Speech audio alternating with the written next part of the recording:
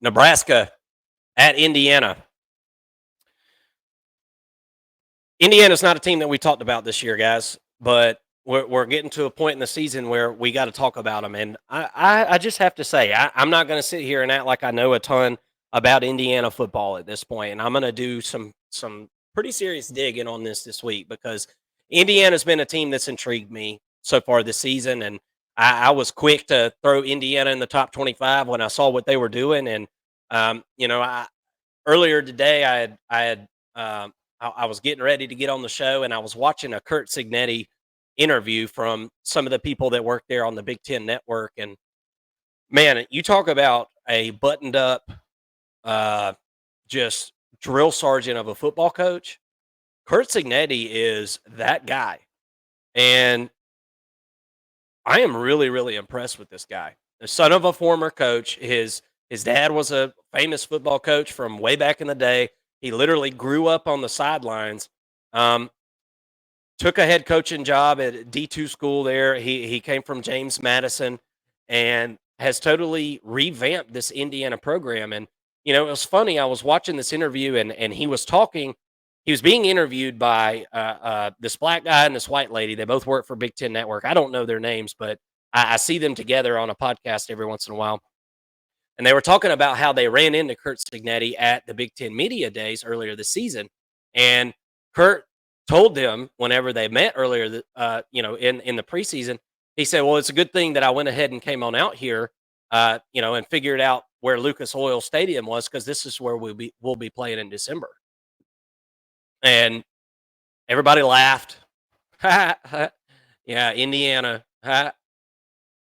Well, I'm not ready to say that they're going to Indianapolis this season, but I'm here to tell you right now that this is a completely different Indiana than what we've seen in years past. They went in the transfer portal, got a ton of senior laden dudes. I mean, and we're going to come through this roster a lot deeper come Tuesday. So come join us for our Tuesday breakdowns at 7:30 p.m. Eastern, and that's every Tuesday, by the way, here on the First and Long College Football Show.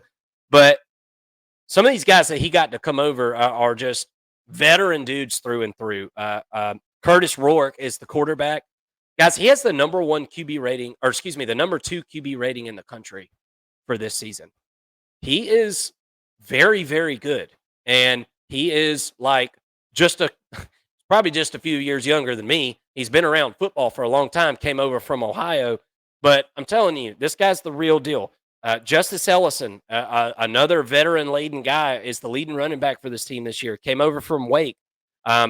Elijah Surratt is one of several wide receivers that have over 20 receptions this season. I was very impressed to go through some of their numbers and see they've got like 4 or 5 dudes in the wide receiver room with over 20 receptions. So not only they don't just have one dude that you got to cover.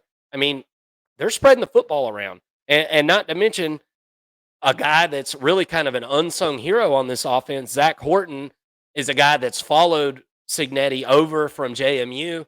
He's a lot of he at certain times is the straw that stirs the drink on this offense.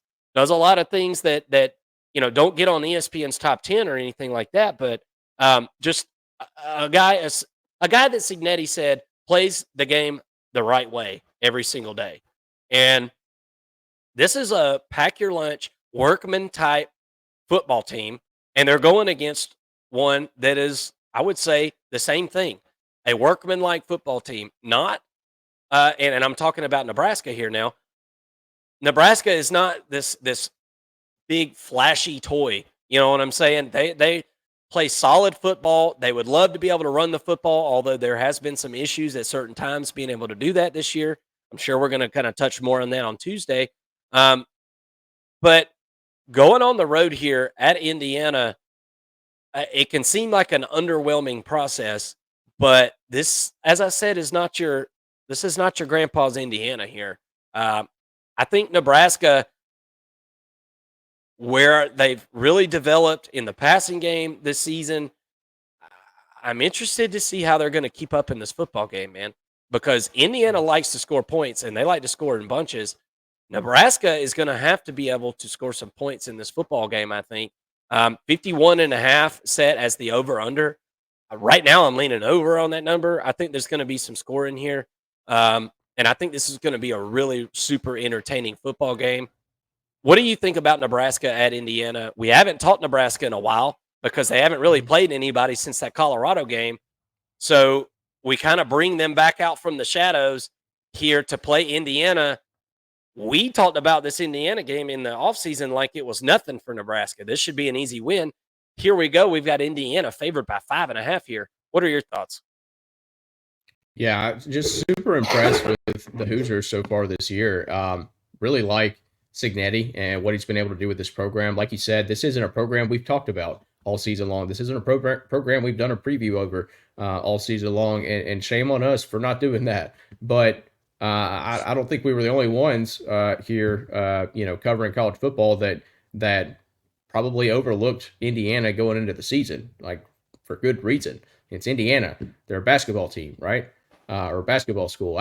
Not this year. Indiana is really good. I'm excited to get into the numbers a little bit for our Tuesday full game breakdown, where we take a bigger look at both of these teams and kind of look for matchups and whatnot. But as of right now, man, I'm super impressed with Curtis Rourke and what he's been able to do. Guys are averaging almost 300 yards per game, 73.8% completion percentage. He's only had 2 picks on the year so far. Just really, really impressed with his numbers. The fact that he's been able to spread the football around. As you mentioned, 5 players with 20 or more receptions on the team. That's extremely impressive. And then too, they've been able to run the ball pretty effectively as well. They're 28th in the country, but over 200 yards rushing per game. That's a complete offense if I've ever seen one. And then you go to the defensive side of the football, and look at what Indiana has been able to do. They're 7th in the country, averaging in total yards, averaging 255.7 yards given up per game. 8th in the country in rushing yards, only giving up less than 84 yards per game. Passing yards, they're 25th in the country, giving up 171.8. So, I mean, this isn't TCU of 2022 where they're just winning close games and winning games that they shouldn't win and things like that. Guys, IU's for real. They very well could be in the Big Ten championship when it's all said and done, if they keep playing at this rate. Now, this is kind of their first big test, I would say, so far this season.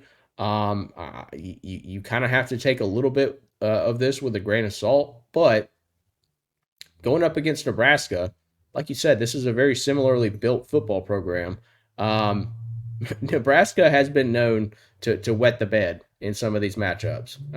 Here recently, not as much under Matt Rule.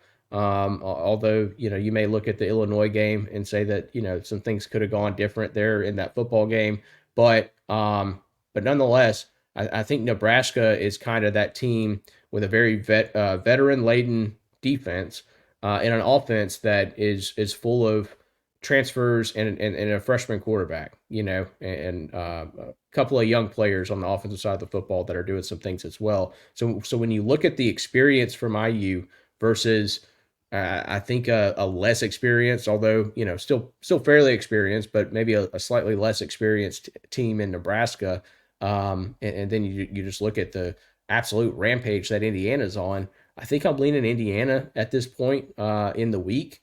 But like I said, Tuesday we'll comb through this roster. We'll have a much better formed opinion for you guys, and we'll give our predictions on Tuesday night as well. Really excited for this one. This isn't one that we had circled going into the season as a game that we should be talking about, but excited that this college football season has brought this to our attention, because I think that this could be a banger this week.